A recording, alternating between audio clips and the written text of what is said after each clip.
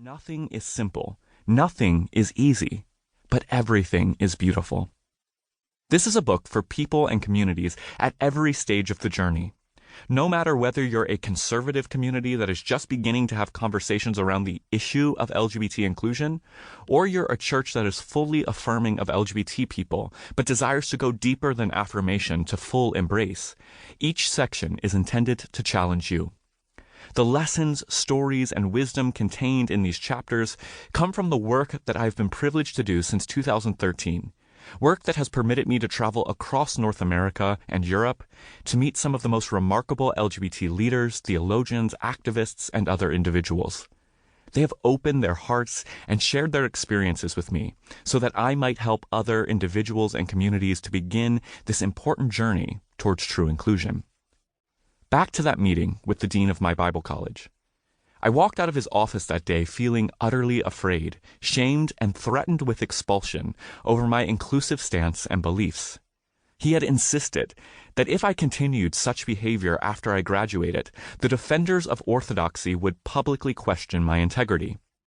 At the time, I didn't know what to believe. I didn't know who I was. I didn't know how to identify.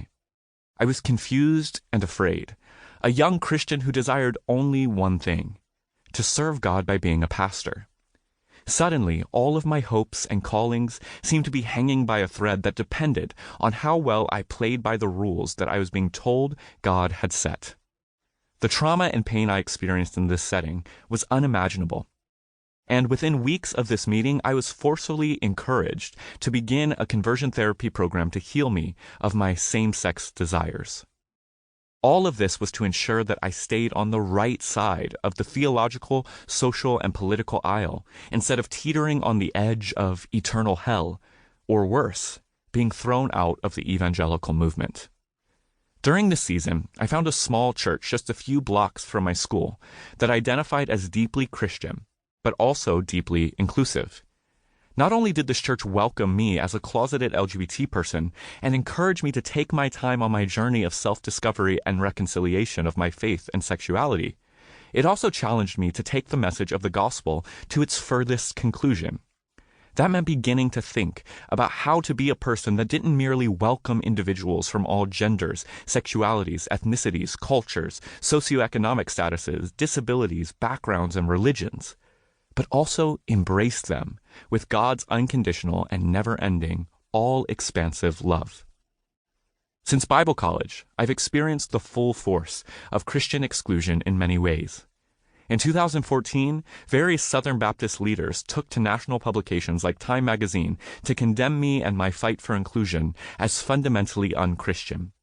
I've been shamed on stage by theologians and condescended to by Christian radio show hosts.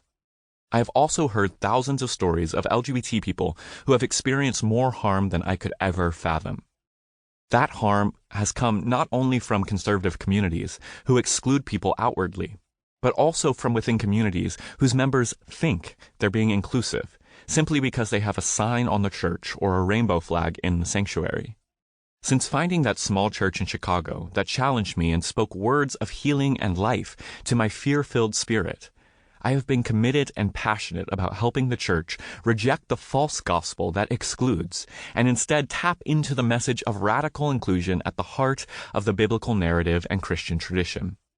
For me, this has taken many forms: organizing conferences that feature exclusively LGBT Christian speakers so that church leaders can hear our real stories and see the real impact of toxic exclusive theology; hosting closed-door meetings in Nashville, Salt Lake City, and London with the leaders and influencers of some of the largest denominations in the world; and working with political leaders in the White House and on Capitol Hill to secure full rights, not just for LGBT individuals, but for all people without exception.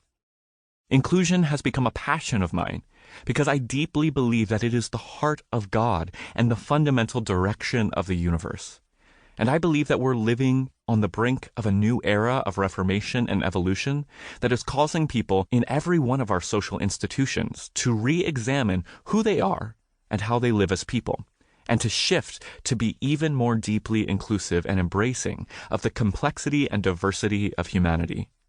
True inclusion is about far more than LGBT inclusion, though the conversation around sexuality